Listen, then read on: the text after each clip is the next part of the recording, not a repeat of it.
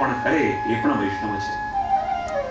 ખાલી ઠાકોરજીની સેવા કરો, સત્સંગમાં આવીને શ્રવણ કરો, એ તો સેવા છે જ, પણ આ લોકોને સુખ મળે એના માટે તમે વ્યવસ્થા કરી આપો છો, લોકોને તૈયારી કરી આપો છો, એ પણ એટલી જ મોટી સેવા છે. તો અહીંયા ગોવિંદ સ્વામીએ ચરિતાર્થ કરીને બતાવ્યું અને ગોસાઈજી એ સિદ્ધાંતને પ્રમાણિત કર્યું કે આ સ્વરૂપ બેવા રાજભોગ અયોધ્યામાં કંઈ જ ખોટું નથી. અને ધીમે ધીમે સમય પસાર થવા લાગ્યો. પાછી ગોવિંદ સ્વામીની ફરિયાદ આવી કે કૃપાનાથ શ્રી ગોસાઈજીની પાસે આપ જાણો છો કઈ? ગોસાઈજી કે શું? કે ઠાકોરજીની રાજભોગની આરતી થાય ને અને પછી બધા પ્રસાદ લેવા માટે જાય, પણ ગોવિંદ સ્વામીની આપને ખબર પડી? ગોસાઈજી કે શું? કે રાજભોગની આરતી થાય એનાથી પહેલા જ ગોવિંદ સ્વામી પ્રસાદ લઈ લે છે. શ્રી ગોસાઈજી કે શું વાત કરો છો? બોલે હા, ક્યાં કોઈ વૈષ્ણવ ધર્મ છે? જેટલા પણ વૈષ્ણવ અમે બધા છીએ, બધા ઠાકોરની સેવા કરીએ છીએ અને અહીંયા શ્રીનાથજીની રાજભોગની આરતી થઈ જાય પછી બધા પ્રસાદ લઈએ, પણ ગોવિંદ સ્વામી તો રાજભોગની આરતી પહેલા પ્રસાદ લઈ લે. અને જ્યાં શ્રી ગોસાઈજી એ વાત જાણી, ગોવિંદ સ્વામીને કહ્યું, અરે ગોવિંદ સ્વામી, આપણી રીત નથી, આપણીના ક્રમ એ છે રાજભોગ આરતી થઈ જાય પછી પ્રસાદ લેવો. ગોવિંદ સ્વામી કઈ ના બોલ્યા, કૃપાનાથ જેવી આપની આજ્ઞા. અને જ્યાં આજે રાજભોગ આરતી થઈ ગઈ અને પછી પ્રસાદ લઈને આવ્યા, પણ ઠાકોરજી તો રોજ ગોવિંદ સ્વામીની સાથે ખેલવા પધારતા અને આજે રોજ ભોજન લઈને તૈયાર હોય એટલે શ્રીનાથજી બાવાને રાહ જોવી ન પડે. પણ આજે આરતી થઈ ગઈ, પ્રસાદ લેવા ગયા અને શ્રીનાથજી બાવા ક્યારના રાહ જોઈને ઉભા હતા કે કેમ મોડો આવ્યો, ગોવિંદનો કેમ મોડો આવ્યો, કેમ મોડો આવ્યો. અને જ્યાં ગોવિંદ સ્વામી પ્રસાદ લઈને અને જલ્દી ભાગતા ભાગતા આવ્યા, ઠાકોરજી કે આટલી હવે કેમ કરી? બોલે શું કરું, ગુરુની આજ્ઞાનું પાલન કરવાનું હતું, ચાલ મારી સાથે. અને જ્યાં એમને લઈને વિચરણ કરવા માટે ઠાકોરજી પધાર્યા અને જ્યાં વનોની અંદર ફરી રહ્યા છે, સામે એક સુંદર કદમનું વન આવ્યું અને જ્યાં સુંદર કદમનું વન આવ્યું ત્યાં જ ગોવિંદ સ્વામીની સામેથી ઠાકોરજી અંતર ધ્યાન થયા. અને જ્યાં ઠાકોરજી અંતર ધ્યાન થઈ ગયા, ગોવિંદ સ્વામી શોધવા લાગ્યા, પ્રભુ આપ ક્યાં પધાર્યા? પ્રભુ હમણાં તો આપ મારી સામે હતા, પ્રભુ ક્યાં ચાલ્યા ગયા? હે પ્રભુ સામે પધારો, કે પ્રભુ ક્યાં છો? વારે વારે ફરે છે, ક્યાંય દેખાતો નથી. જ્યાં સામે કદમનું વન છે, સુંદર કુંજ બનેલી છે, ત્યાં સુંદર નિકુંજ છે અને જ્યાં વૃંદાવની ગોવિંદ સ્વામી ફરતા ફરતા પ્રભુને શોધતા શોધતા, પ્રભુ ક્યાં પધાર્યા, પ્રભુ ક્યાં પધાર્યા, પ્રભુ આપની શું લીધા છે? મને જોડે લઈને આવ્યા, મારો હાથ પકડીને લાવ્યા અને છોડીને ચાલ્યા ગયા. હે પ્રભુ સામે પધારો, હે પ્રભુ સામે પધારો. કહેતા ફરતા ફરતા પ્રભુને શોધતા શોધતા જ્યાં કદમના વનમાં આવ્યા અને ત્યાં સામે પ્રભુ એક સુંદર લીલાના દર્શન ગોવિંદ સ્વામીને કરાયા. શું જોયું? ત્યાં સુંદર કુંજ બનેલી છે અને કુંજની અંદરથી ચારો તરફ કદમના પુષ્પો ઉગેલા છે અને એવી સુંદર સુગંધ આખા વનની અંદર વ્યાપ્ત છે કદમની. અને ત્યાં જ સુંદર કદમોના વૃક્ષના મધ્યમાંથી ઠાકોરજી અને સ્વામીજી એકબીજાના ખભા પર શ્રીહસ્ત મૂકીને અને પધારી રહ્યા છે. જ્યાં દર્શન ગોવિંદ સ્વામી કર્યા, એ દર્શન કરીને એ લીલાનું વર્ણન પોતાના પદોમાં કરવા લાગ્યા અને કહે છે, કરત વિહાર કરો ભવન, વિઠ્ઠલ કરત વિહાર, વિઠ્ઠલ કરત વિહાર કરો ભવન, વિઠ્ઠલ કરત વિહાર.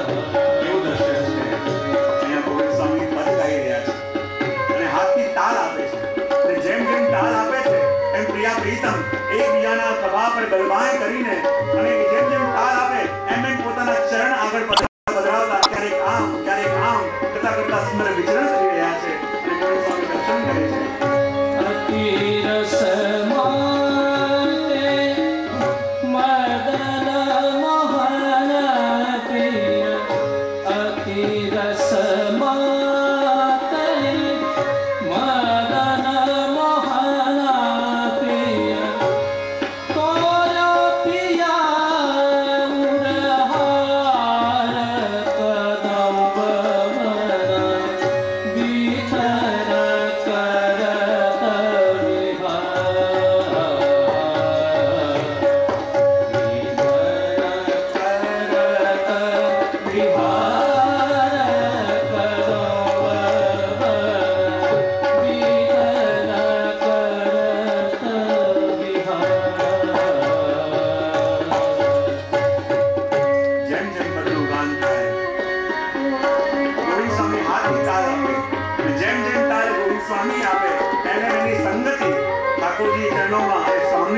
નયનોમાં નેત્રો ધારણ કર્યા છે। જેમ જેમ રૂપી સ્વામી તાર આપે અને એની સંગતિ ઠાકોરજી સ્વામીજી એક સાથે બંનેના ચરણ ક્યારેક આમ પધારે, એક સાથે બંને ચરણ આમ પધારે, એક સાથે આમ પધારે, એમ કરતા કરતા સુંદર સંગતિ આપી રહ્યા છે। જ્યાં પ્રભુ પણ કહેવા છે રસમાં આવે, આજે પ્રભુ રસિક શિરોમણી થઈને પધાર્યા છે। રસરૂપ પ્રભુએ આજે અલૌકિક સ્વરૂપ ધારણ કર્યું છે। આજે નયનોમાં રસ છે, બહેનોમાં રસ છે અને એ વિચાર કરીને જેમ જેમ પદનું શ્રવણ થઈ રહ્યું છે અને ઠાકોરજીએ સ્વામીજીને પોતાના હૃદયથી લગાવ્યા અને જ્યાં ઠાકોરજીએ સ્વામીજીને હૃદયથી લગાવ્યા અને ઠાકોરજીની જે કંઠસરીનું પદક છે એમાં સ્વામીજીની એક મોતીની માળા ફસાઈ ગઈ અને જ્યાં મોતીની માળા ફસાઈ ગઈ સ્વામીજી કે પ્રભુ હવે દૂર ના કરતા, જો દૂર કરશો તો આ ઉલસતી નથી અને સુની જશે નહીં તો માળા તૂટી જશે। પણ જેમ જેમ આજે તો ગોવિંદ સ્વામી પદ ગાઈ રહ્યા છે અને જેવા જેવા પદ ગાય છે એની લીલા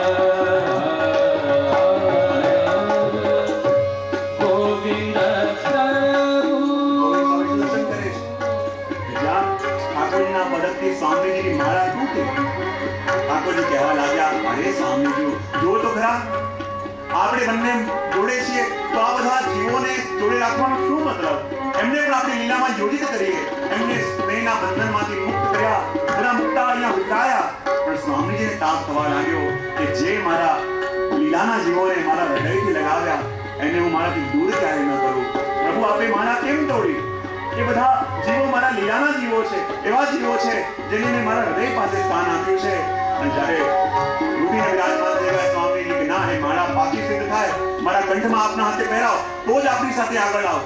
અને જ્યાં વાત આ હટ સ્વામીજી લીધી, ઠાકોરજી કહે હવે બીજો કોઈ ઉપાય નથી, અહીંયા કોઈ સુનવાઈ છે નહીં, અહીંયા ખાલી ઓર્ડર જ હોય. જ્યાં સ્વામીજીનો ઓર્ડર થયો અને ઠાકોરજી વિચાર કરવા લાગ્યા હવે શું કરવું. અને સ્વામીજીને પ્રસન્ન કરવા માટે ઠાકોરજી પોતે ઝૂક્યા, ધાગો લીધો અને ધાગો લઈને એ વિખરેલા મોતીઓ રૂપે ભગવતીજનોને પોતાના હાથે એ ધાગામાં એક એક કરીને પરોવી રહ્યા છે.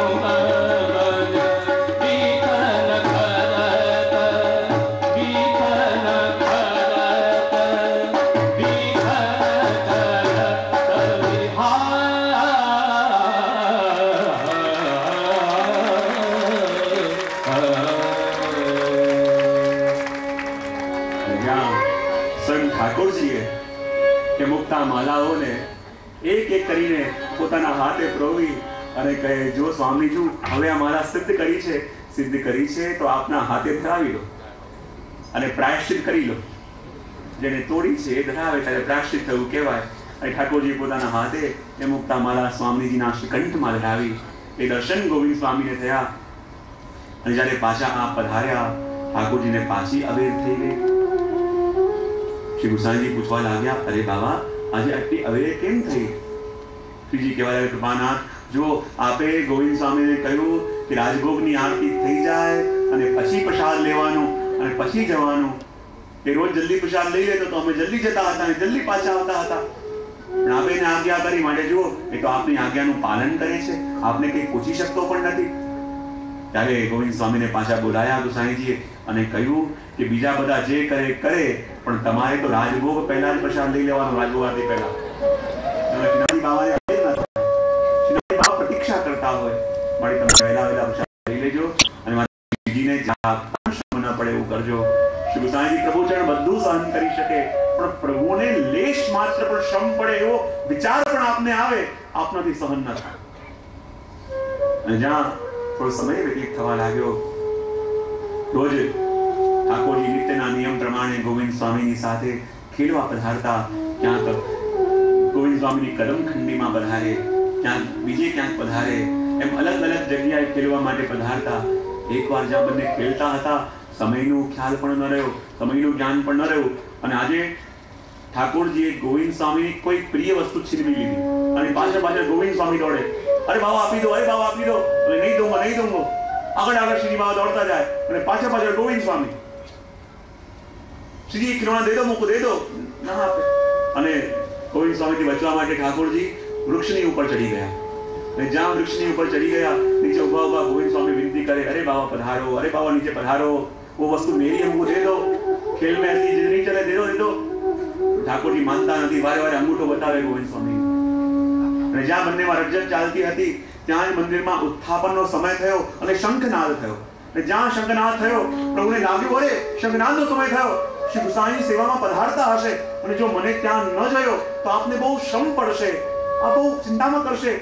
અને શ્રીનાથજીથી પણ ગુસાઈજીની ચિંતા સહન ન થાય. અને જ્યાં મંદિરમાં શંખનાદ થયો અને વૃક્ષ ઉપર બેસેલા ઠાકોરજીએ વિચાર એટલો પણ ન કર્યો કે નીચે ઉતરું, વૃક્ષમાંથી છલાંગ લગાવી દીધી નીચે કે શ્રી ગુસાઈજી મને નહીં જુએ તો આપને ચિંતા થશે. જ્યાં વૃક્ષની ઉપરથી આપ છલાંગ લગાવી તો આપની બંડીની જે કસ છે એ ત્યાં વૃક્ષમાં ફસાઈ ગઈ. જ્યાં વાગતા વાગતા ઠાકોરજી આવ્યા અને ગુસાઈજી મંદિરમાં પધારે એનાથી પહેલા પોતે આવીને વિરાજમાન થઈ ગયા. જેવા ગુસાઈજી આવ્યા બધો ક્રમ બહુ ધર્યા પછી આપની દ્રષ્ટિ પડી ઠાકોરજીના વસ્ત્રો ઉપર. જોયું કે અહીંયા મંડી ફાટી છે, કસ તૂટી ગઈ છે. ને જ્યાં આ વસ્તુ જોઈ શ્રી ગુસાઈથી સહન ન થયું. શ્રી ગુસાઈ બિલકુલ મૌન થઈ ગયા, કોઈ સાથે બોલતા નથી, કોઈને કઈ વાત કરતા નથી. ગોવિંદ સ્વામીને બોલાયા, કહેવા લાગ્યા, બહુ જ ગંભીર એક વાત મને આજે તમને કહેવી છે. બોલે શું? બોલે એ દ્રશ્ય જ્યારે મેં જોયું છે મારા મનને ચેન નથી પડતો. એ દ્રશ્ય જ્યારથી મેં જોયું છે મને મારા મનમાં ખૂબ ઉદ્રેક થઈ રહ્યો છે. શું થયું કૃપાનાથ? બોલે એ જ આજે જ્યારે હું ઠાકોરજીની સન્મુખ ગયો મેં જોયું કે ઠાકોરજીના વસ્ત્ર ફાટેલા હતા, આપની બંડીની કસ તૂટેલી હતી. ચોક્કસ પ્રભુને કોઈના થકી શ્રમ પડ્યો છે. અને જો પ્રભુનો શ્રમ પડ્યો છે તો કોણે શ્રમ આપ્યો પ્રભુને આટલો? જો પ્રભુને શ્રમ પડ્યો છે તો પ્રભુને ક્યાં શ્રમ પડ્યો છે? જ્યાં સુધી એ જાણીશ નહીં મને ચેન નહીં પડે. શ્રી ગુસાઈજીને ચિંતા કરતા જોયા. ગોવિંદ સ્વામી કહેવાય, કૃપાનાથ આપ તો બધાને જાણો છો અને આપના લાડકા શ્રીજીને પણ જાણો છો કે પ્રભુ આ ક્યાં કાર્ય કરીને આવ્યા છે. બોલે શું કરીને આવ્યા છે? ચલો આપ મારી સાથે. જ્યાં ગુસાઈજીને જોડે લઈને ગયા અને જો કૃપાનાથ આ તથાપન શંખનાદ થયો અને આપ પ્રભુને ન જોવો તો આપને શ્રમ પડે. એ વસ્તુ સિદ્ધિ પણ સહન ન કરી શકે. માટે આપે વૃક્ષમથી છલાંગ લગાવી દીધી અને આ બંડીની કસ ત્યાંની ઝાડીમાં ફસી ગઈ, ડાળીમાં, અને માટે ફાટી જો ડાળીમાં લટકી. અને જ્યાં શ્રીનાથજી બાવાની એ બંડીની કસ શ્રી ગુસાઈજી વૃક્ષમાં જોઈ એને વળી કરી બધાઈ પોતાની પાસે રાખી અને મંદિરમાં બધાને બોલાવીને કહ્યું, જો આજ પછી જ્યારે પણ શંખનાદ કરો તો એક વાર નહીં 3 વાર કરવા. જેથી ઠાકોરજી ખેલવા પધાર્યા હોય તો આપને પધારતા પાછા અવેર ન થાય, ઉતાવળ ન કરવી પડે અને શ્રમ ન થાય. મને 3 વાર ઘંટાનાદ, 3 વાર શંખનાદ કરી થોડી વાર રાહ જોઈ અને મંદિરમાં ક્રમ છે આવો એમ કહીને પછી અંદર જવા આવી હતા. જેથી ઠાકોરજીને શ્રમ ન પડે અને ઠાકોરજીને જેવો શ્રમ આજે લેવો પડ્યો એવો શ્રમ ન લેવો પડે. એ વાત શ્રી ગુસાઈજી કરી ત્યાંથી ક્રમ ચાલ્યો. કારણ કે જેવો સુખનો વિચાર શ્રી ગુસાઈજી પ્રભુ ચરણ કરે અને ઠાકોરજીનું સુખ જેટલું શ્રી ગુસાઈજી જુએ કોણ જોઈ શકે. એટલા માટે ધીમે ધીમે સમય વ્યતીત થતો હતો. શ્રી ગુસાઈજી તો આજે બિરાજ્યા છે ગોકુલ. શ્રીનાથજીના મનમાં એક મનોજ જાગ્યો. કુંભનદાસજીની પાસે આવ્યા અને કુંભનદાસજીને આવીને કહેવા લાગ્યા કે कुंभन बता कल कौन सा दिन है, मास कौन सा चल रहा है? कुंभन के कुमार पौष मास. बोले पक्ष कौन सा है? बोले कृष्ण पक्ष. और कल की तिथि कहाँ है? तो कहे नौम. बता वो दिन कौन सा है? कुंभनदासजी विचार करवा लगा, नौम छे, कृष्ण पक्ष छे, पौष मास छे, क्यों आवे? हाँ कृपानाथ ने जान लिया. बोले कल तो श्री गुसाई जी को जन्म दिवस है.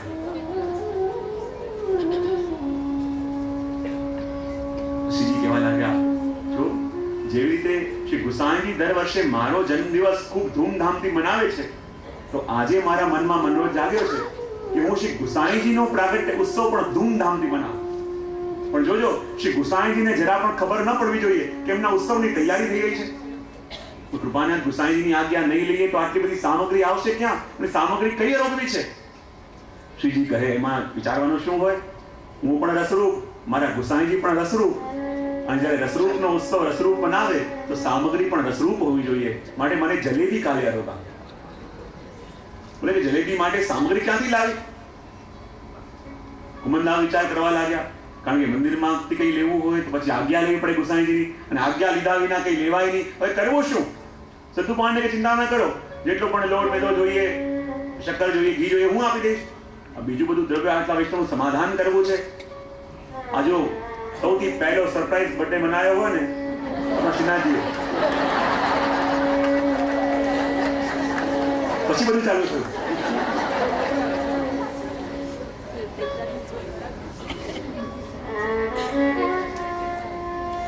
લોટ મેદો ઇત્યાદિ ઘી બધી વસ્તુ સદ્દુ પાંડેને ત્યાંથી આવવાની મંજૂર થઈ.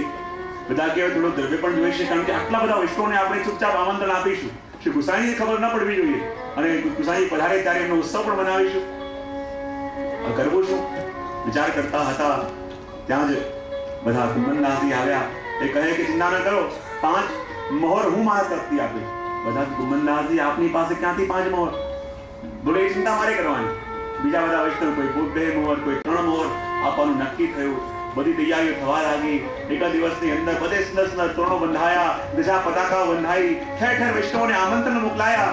કાલે ઉત્સવ બધા આવજો, ખૂબ ધામધૂમથી ઉત્સવ મનાવીશું, ખૂબ ઠાકોરની સુક્તિ વિરાશે, ઠાકોરની જલેબી અરોગશે અને બધા વૈષ્ણવ પણ આનંદ કરીશું. ગામે ગામથી વૈષ્ણવ આવવા લાગ્યા. જ્યાં જ્યાં મને સૂચના મળી, શ્રી ગુસાઈજીને ખબર નથી. અને જ્યાં એ દિવસ આવ્યો, ઠેર ઠેર તોરણો બંધાયા છે, મંગલ વાજિંત્રો વાગી રહ્યા છે અને ખૂબ ધામધૂમથી બધા કેસરી રંગના વસ્ત્રો પહેરીને આવ્યા છે. અને ગુસાઈજી રીતના ક્રમ પ્રમાણે ગોકુલમાં ઠાકોરજીની સેવા પહોંચીને અને દીપરા પધાર્યા. અને જેવા મંદિરમાં પધાર્યા, બધે તોરણો બાંધેલા છે, સુંદર સુંદર તૈયારીઓ થયેલી છે, બધા ધજાઓ લટકાયેલી છે. વિચાર કરે આજે કયો ઉત્સવ છે, આજે કયો ઉત્સવ છે, વિચાર કરતા હતા. જે પણ વૈષ્ણવ આજે કયો ઉત્સવ છે ખબર નહીં, બધા અંદર જાય. જેને પૂછે આજે કયો ઉત્સવ છે, કોઈ તમને ખ્યાલ નહીં, અંદર જાય. બધાને પૂછે કયો ઉત્સવ છે, ખ્યાલ નહીં. અને રાજભોગની સરવાણી તૈયારી હતી કે ગુસાઈજી ભીતર પધાર્યા અને જ્યાં રાજભોગ સરાવવા માટે ગયા તો આખા મંદિરની અંદર જલેબીના ટોકરા. ગુસાઈજી કે આટલી બધી જલેબી, અને આજે કોણે રોગાઈ છે, કયો મનોરથ છે? અમદાજી કે મને પણ ખબર નહીં, આ શ્રીજીનો મનોરથ છે. આજના મુખ્ય મનોરથી અમારા શ્રીજી છે. એ કહી શકે, એ જાણી શકે કે આજે કયો મનોરથ છે. ભીતર પધાર્યા અને આટલી બધી જલેબી જોઈ, વિચાર કરવા લાગ્યા આ બધી સામગ્રી આવી ક્યાંથી? શ્રીજીને પૂછ્યું, શ્રીજી આ કઈ લીલા છે? કાકાજી एक वस्तु कहूं, जैसे आप प्रतिवर्ष मेरा जन्मदिन मनाओ धूमधाम से, तो या बार मेरो मनोरथ भयो है कि मैं आपको जन्मदिन धूमधाम से मनाऊं. कि आपकी सामग्री क्यांથી આવી? બોલે વૈષ્ણવે આપી. બોલે આટલી બધી સામગ્રી કયા વૈષ્ણવે આપી? બોલે કુંભનદાસજી સૌથી વધારે 5 મોહર આપી. બોલે કુંભનદાસજીની ઘરની દશા તો હું જાણું છું, એમને 5 મોહર આયા ક્યાંથી? જ્યારે કુંભનદાસજીની પાસે ગયા, કહે કુંભનદાસ મેં સાંભળ્યું છે આ બધી સામગ્રી માટે 5 મોહર તમે આપી, આ 5 મોહર તમે ક્યાંથી લાયા? શું કહું, મારા ઘરમાં 3-4 એવા બાળા હતા, તે મારે કે કામના હતા ને એમને વેચી નાખ્યા, અને આપના ઉત્સવ માટે હું આ સામગ્રી પેટે મેં વસ્તુ આપી. કોઈ કે મારા ઘરમાંથી આ આવ્યું, અને ગુસાઈનું હૃદય પણ ભરાઈ આવ્યું કે મારા પ્રત્યે મારા વિષ્ણુમાં કેટલો પ્રેમ છે, કેટલો ભાવ છે. એ સૌથી આનંદ થયો કે આ મનોરથ આજે શ્રીજીએ કર્યો છે. અને જ્યાં પધાર્યા બધા વધાઈ આપતા હતા, અને જેવા બહાર ભવનની અંદર આયા, આપને ખબર પણ નહીં કે ગામે ગામ આમંત્રણ મુકાઈ ચૂક્યા છે અને ગામે ગામથી વૈષ્ણવ આવેલા છે. અને જેવા શ્રી ગુસાઈજી પ્રભુ ચરણ કેસરી વસ્ત્ર ધરીને, સુંદર ઉપરનો ધરીને, કાનમાં કુંડલ ધરીને, સુંદર માલાઓ ધરીને અને જેવા ભવનની અંદર આયા, અને જેટલા ગામના વૈષ્ણવ હતા, સુંદર વધાઈ ગાન પ્રારંભ થયું, ઢોળ પદો ગાવા લાગ્યા અને શ્રી ગુસાઈજીના ઉત્સવના વધામણા બધાને આપવા લાગ્યા. જેવા ગુસાઈજી પ્રભુ જણ વધાર્યા, શ્રી ગુસાઈજી પરમ દયાળ, વૈષ્ણવમાં જયઘોષ થયો. શ્રી ગુસાઈજી કે આટલા બધા વૈષ્ણવ, બોલે તમે પણ આવ્યા છો? બોલે હા કૃપાનાથ. બોલે તમે પણ આવ્યા છો? બોલે હા કૃપાનાથ. બોલે ક્યારે આવ્યા? બોલે આજે જ આવ્યા છે. એટલે શાના માટે? બોલે આપને વધાઈ આપવા માટે. અને જ્યાં થયું અને એવું કહેવા લાગ્યા, આજ વલ્લભને ધાર રે આનંદ અપાર રે જગતા શ્રી વિઠ્ઠલનાથજી. આજ વલ્લભને ધાર રે આનંદ અપાર રે જગતા શ્રી વિઠ્ઠલનાથજી. ત્યાં તો નોબતના નાદ સંભળાય છે, ત્યાં તો નોબતના નાદ સંભળાય છે.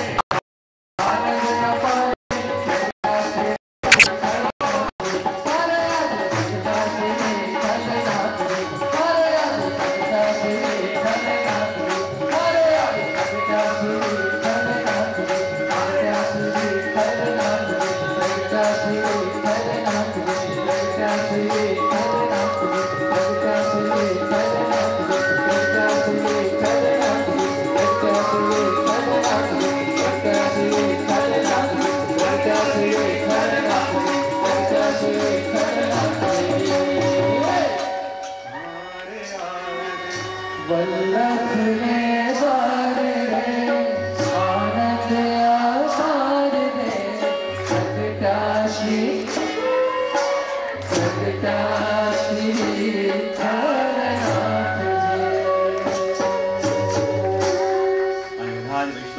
ખૂબ ધૂમધામથી શ્રીજીના ભાવરૂપ આ મનોરથને સિદ્ધ કર્યો અને બધાએ જાણ્યું કે જેટલો પ્રેમ શ્રી ગોસાઈજીને શ્રીનાથજી માટે છે એના કરતા અનેક ગુણો પ્રેમ આજે બધાએ દર્શન કર્યો કે શ્રીજીનો પણ શ્રી ગોસાઈજી પ્રત્યે છે અને શ્રીનાથજી તો વશ છે ગોસાઈજીને અને દર્શન પણ આપણે અનેક અનેક લીલાની અંદર કરતા જ રહીએ છીએ. શ્રી ગોસાઈજીના મનમાં મનોરથ જાગ્યો કે આ તો શ્યામ સુંદર